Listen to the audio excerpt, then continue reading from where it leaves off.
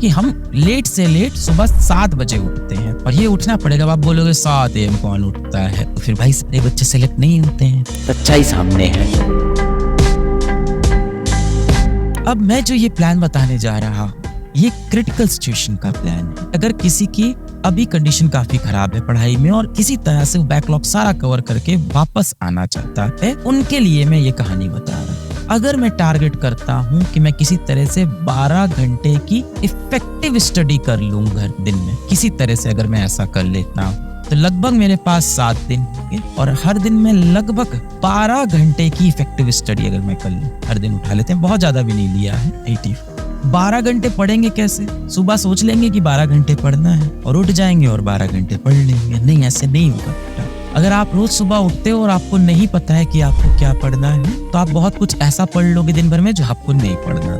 ये बहुत से बच्चों की प्रॉब्लम होती है कि मैंने बायोलॉजी स्टार्ट की, दिन भर बायोलॉजी पढ़ता गया और बायोलॉजी भी दिन भर पढ़ा तो भी इतने चैप्टर्स भी कंप्लीट नहीं हुए, क्योंकि टारगेट सेटिंग आपने ठीक से। तो टारगेट है तो टारगेट है, 3 घंटे में चैप्टर खत्म होना था तो 3 घंटे में मेरे को इस चैप्टर को स्विच करना है। 4 घंटे हो सकता है, थोड़ा बहुत रिलैक्स दे सकते हैं, ज्यादा। अब आप 12 घंटे दिन भर में कैसे पढ़ोगे? How to study 12 hour day. अब हम 12 घंटे दिन भर में बेटा कैसे पढ़ेंगे? और मुझे इन छुट्टियों में रोज 12 घंटे तो पढ़ना है, बोनस 1-2 घंटे पढ़ ले गया, बहुत बढ़िया सिलेबस।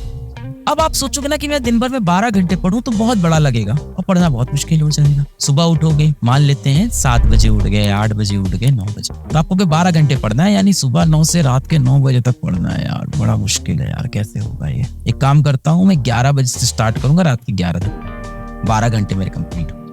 किसी भी टास्क को, किसी भी मुश्किल को जब आप एक पार्ट में देखते हो, बहुत बड़ी लगती है। आओ इसको तोड़ देते हैं, let us break this into.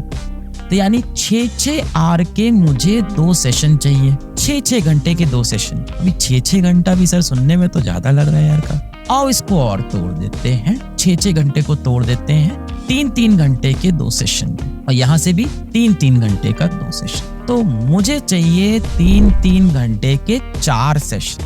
4 part में मुझे 3 घंटे का सेशन चाहिए। अब ये जितनी भी चीजें बता रहा हूँ, ये क्रिटिकल कंडीशन में करना है, जैसे अभी आप।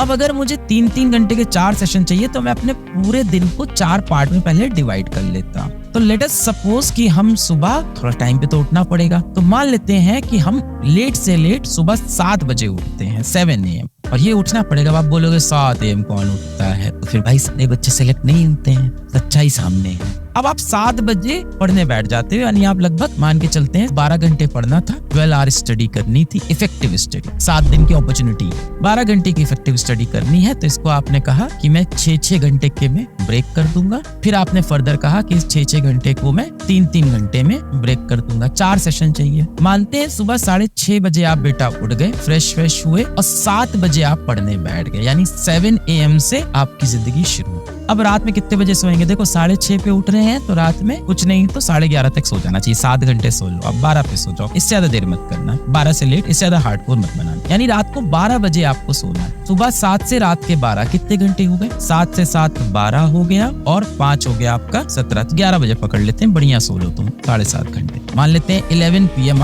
आपकी स्लीप साइकिल को भी मैं डिस्टर्ब नहीं करूंगा, यानी अब जितनी देर सोएंगे चैन की नींद सोएंगे, मस्त सो रहे हैं यार, 7.5 घंटे, बहुत अच्छी नींद है, बहुत बेहतरीन।